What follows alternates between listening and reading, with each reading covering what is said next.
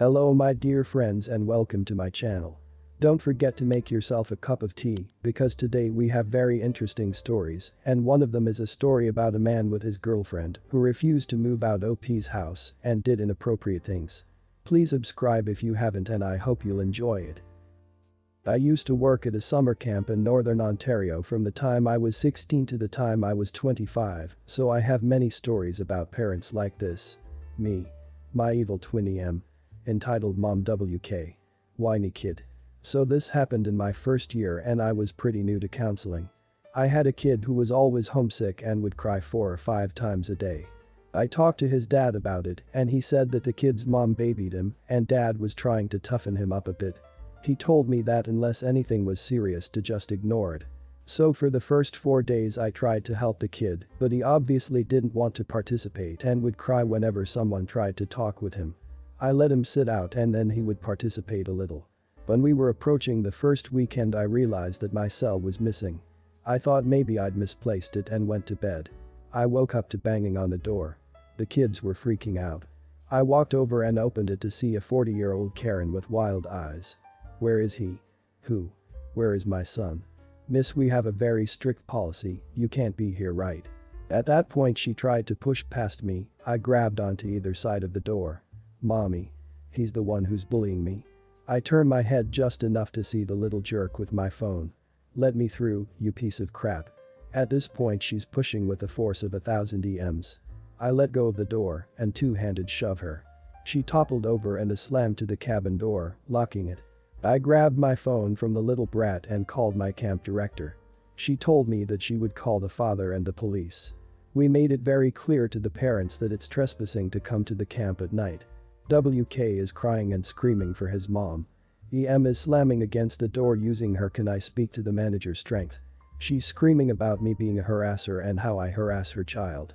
I hear her going to the other cabins trying to get in, but thankfully all the staff had been informed to lock the doors. Finally, I hear cars pull up.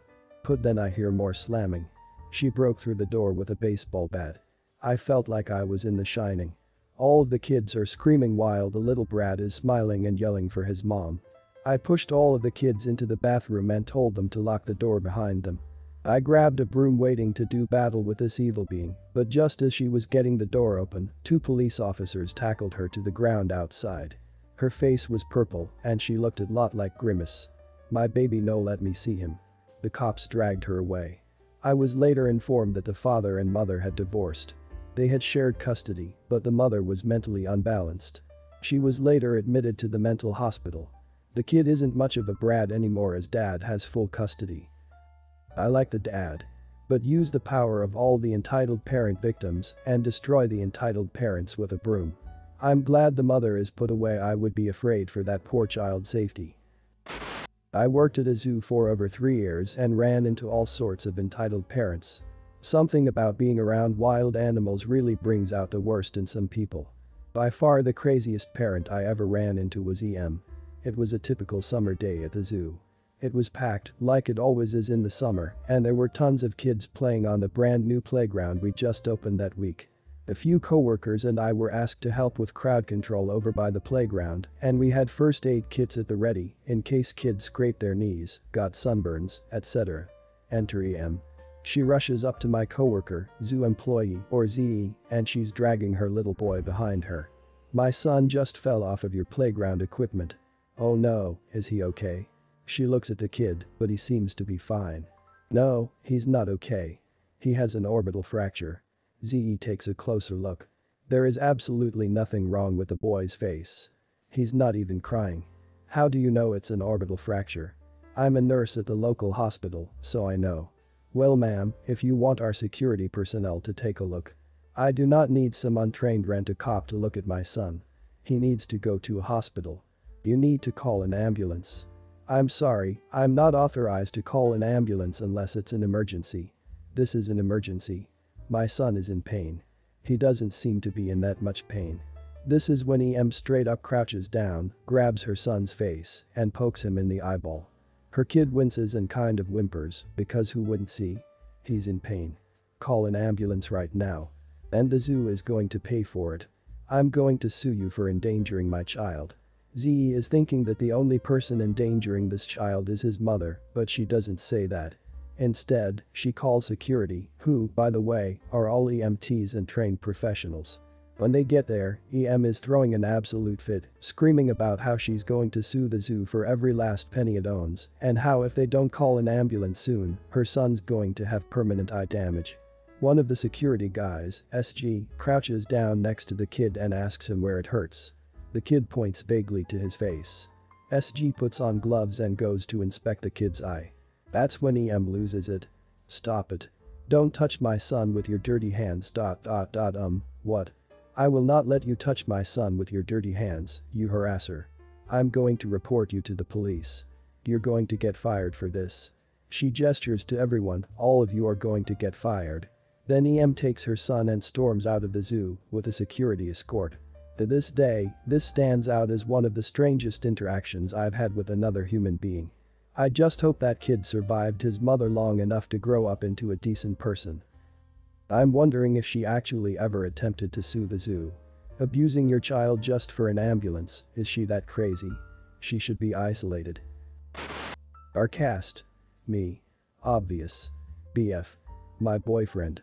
Owner of the house. BD. Boyfriend's dad. He isn't in the story, but is referenced a few times.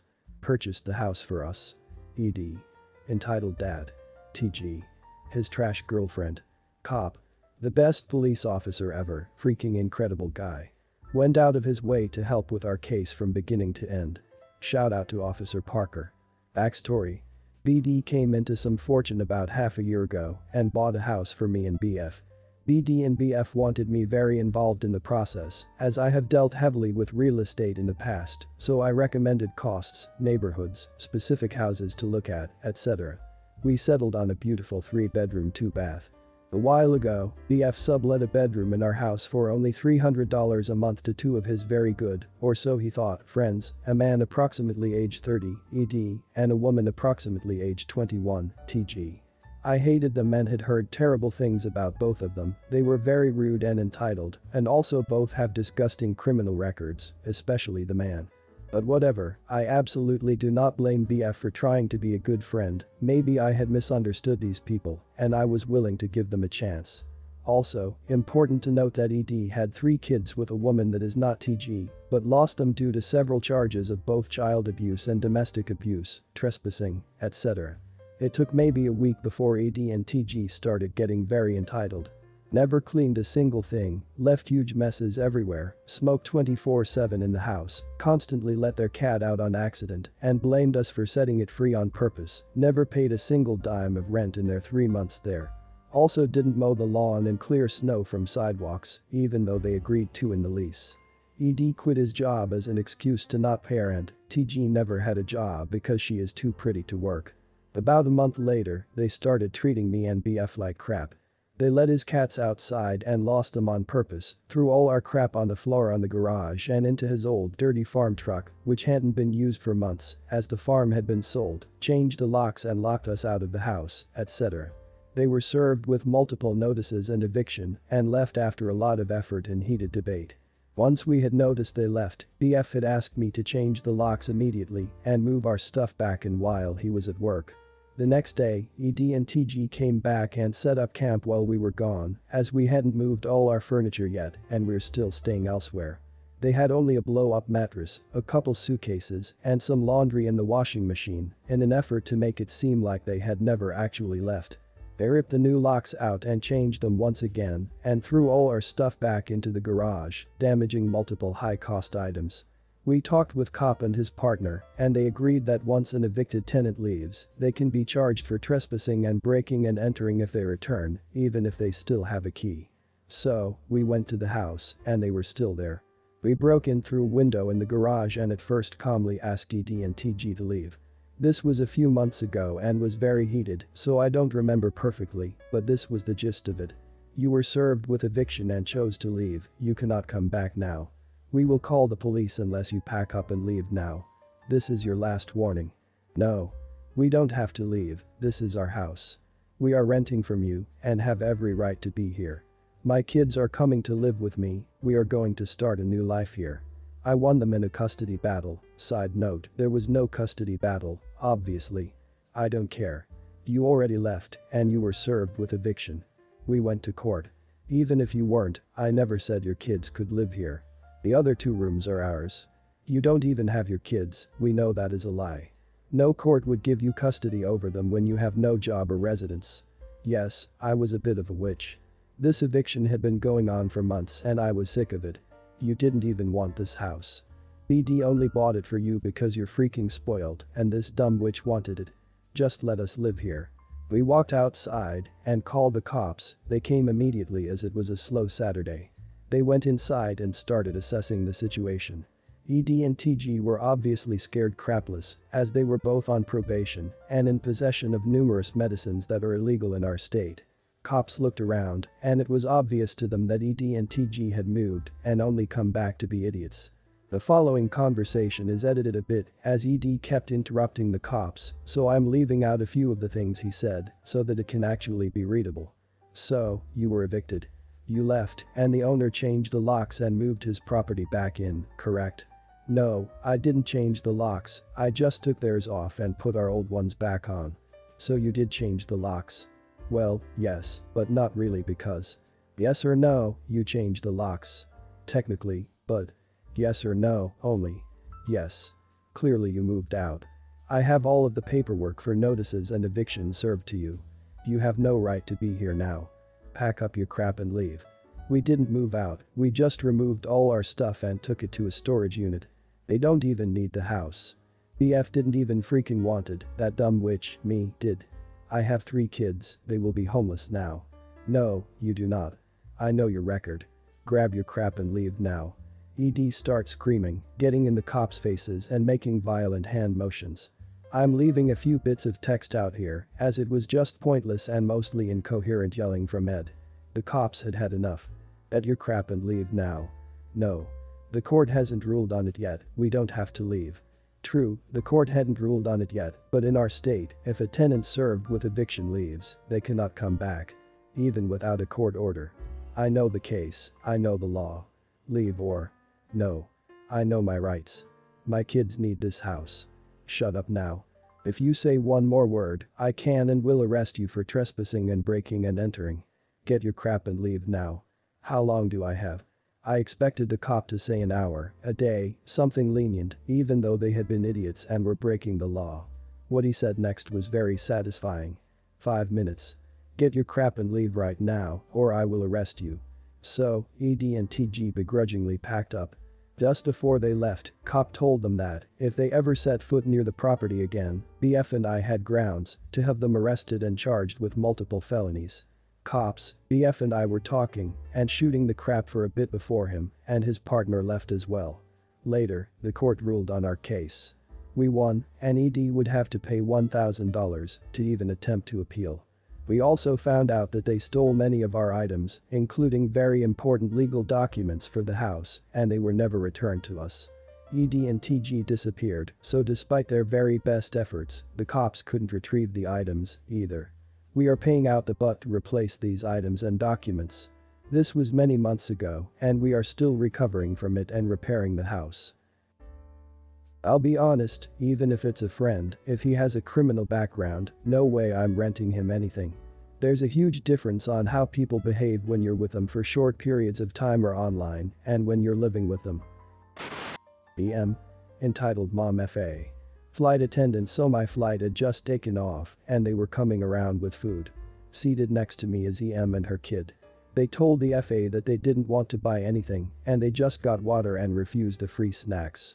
The FA double checks to make sure they didn't want anything and again, they refuse. I had a bit of an upset stomach at the time and knew I wasn't going to eat anything right then, but I bought some Pringles and got their free cookies with my ginger ale to snack on later. It was a 4-hour flight. Less than 10 minutes later, the kid starts whining that he wants Pringles. The EM eyes mine, but doesn't say anything. Noticing her look, I quickly stashed mine into my bag, thinking she would be a decent human and not go through my stuff before going to use the washroom. There's a bit of a line at the back of the plane, so I'm gone for 10 minutes at the most. I come back, and my bag is open on my seat, food all pulled out, and the kid is there munching on my freaking food. The cookies are already done, and the kid is stuffing his face with my Pringles. Excuse me, miss, but did you go into my bag and take my food? You weren't eating it, and my child was hungry. I didn't even hesitate before hitting the attendant button. Miss, that was my food that I paid for. You had no right to take it. It's not like you were eating it and you could use to lose some weight anyways. It's at this point in time that the same FA that sold me the Pringles comes over and asks what the problem was. I had left to use the washroom, and I came back to find this lady had gone through my bag to take the food I had purchased out and had given it to her child. No, I didn't, I purchased those. Ma'am, you refused my offer for any food twice. Did you take her food? She wasn't eating it. At this point in time, I lean over to the kid. Hey little man, can you do me a favor? He nodded, still stuffing his face with my Pringles. Can you point to where your mom got the chips from? Immediately, he points to my bag. Ma'am, you're going to have to pay her back for her chips. No way. She wasn't eating them. Regardless if she was eating them or not, you stole what she purchased. Either you buy her a new pack, or we will have to get police to intervene once we land. The M loses her freaking mind at this, but the FA stands her ground and makes her buy me a new set of chips. She also moves me to an empty row in the back and sets me up with another packet of the free cookies and another drink. The FA then lets me know that she will be informing the police of what happened and she was very sorry that it happened. I don't know if she wound up getting arrested once she left the plane, but I sure as hell hope I never run into her again. For me, it isn't just that she stole something that you paid for. It is also that she rifled through your personal belongings, invading your privacy. That's definitely inappropriate. Well guys, that's it for today. If you end up enjoying this video, please consider subscribing, and if you missed the last episode on the channel, I'm gonna link it right here. The story is about a woman who pushed a kid off the bridge cause he didn't set a good example for her daughter. Check this out if you haven't, and I'll see you in my next video.